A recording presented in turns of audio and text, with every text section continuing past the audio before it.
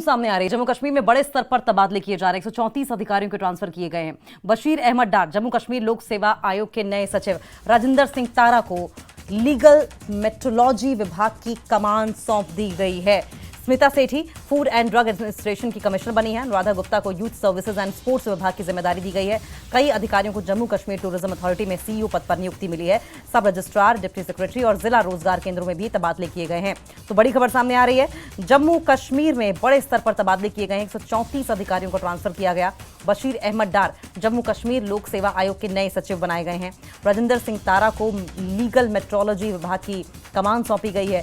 Smita Sethi food and drug administration की commissioner बनाई गई हैं। अनुराधा गुप्ता को यूथ सर्विसेज एंड स्पोर्ट्स विभाग की जिम्मेदारी मिली है। कई अधिकारियों को जम्मू कश्मीर टूरिज्म अथॉरिटी में सीईओ पद पर नियुक्ति मिली है। सब रजिस्ट्रार, डिप्टी सेक्रेटरी और जिला रोजगार केंद्रों में भी तबादले किए गए हैं। 134 अधिकारियों के ट्रांसफर हुए हैं। सरोज,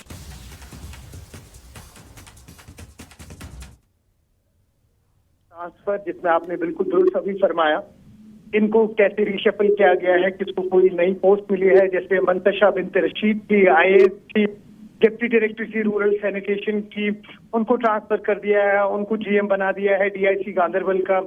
कोई सईद फरहाना असगर थी जेके डिप्टी सेक्रेटरी थी गवर्नमेंट कल्चर डिपार्टमेंट की, उनको ट्रांसफर कर दिया है, उनको पोस्ट कर दिया है सब रजिस्ट्रार श्रीनगर वेस्ट। तो कुल मिला के देखिए, अगर बात करें मुख्तसरन यही कहूंगा मैं आपसे कि इस वक्त ये ट्रांसफर्स का दौर जो है ये लगातार चल रहा है। इससे पहले ही हमने देखा कि किस तरह से पुलिस के ऑफिशियल थे, जिसमें से कुछ टॉप ऑफिशियल थे, उनकी ट्रांसफर हुई।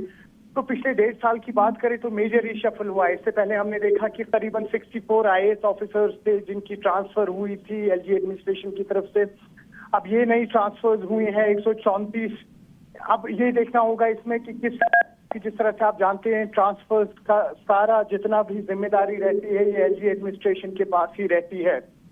अब इस पे जो इस वक्त की प्रेजेंट गवर्नमेंट है, सीएम उमर अब्दुल्ला, क्योंकि अक्सर हमने देखा है जो भी ट्रांसफर्स होती है उसके बाद एनसी की तरफ से आवाजें उठना शुरू हो जाती हैं, क्योंकि उनके हद इख्तियार में अभी ट्रांसफर्स को लेके कुछ भी नहीं है। और साथ ही साथ ऑपोजिशन भी इस पे सियासत खेलना शुरू करता है, ये बोल के कि इस वक्त जो प्रेजेंट गवर्नमेंट है यहाँ की, यानी कि उमर अब्दुल्ला की गवर्नमेंट, अगर उनके हद इख्तियार में ट्रांसफर्स भी नहीं है तो फिर उनकी गवर्नमेंट किस काम की।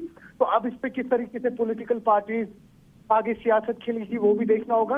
लेकिन देखिए, जो ट्रांसफर्स का सिलसिला है, जाहिर सी बात है लॉन्ग पेंडिंग रहता है। जैसे मैं आपसे कह रहा था, अभी आईएएस ऑफिसर्स 64 आईएएस ऑफिसर्स जिनकी ट्रांसफर हुई थी। आईपीएस ऑफिसर्स जो है हमने देखा हाल ही में किस तरह से एसएसपी जो है नए आए यहाँ पर, डीआईजी जी थे, जो एसएसपी थे उनको डीआईजी की तरफ प्रमोट किया गया। तो ट्रांसफर्स का सिलसिला लगातार जारी है। ऐसा कुछ नहीं है कि कोई चौंकाने वाली ये खबर है। लेकिन जाहिर सी बात है अब इस पे आगे ये देखना होगा कि पॉलिटिकल पार्टीज अपनी सियासत कैसे खेलते हैं।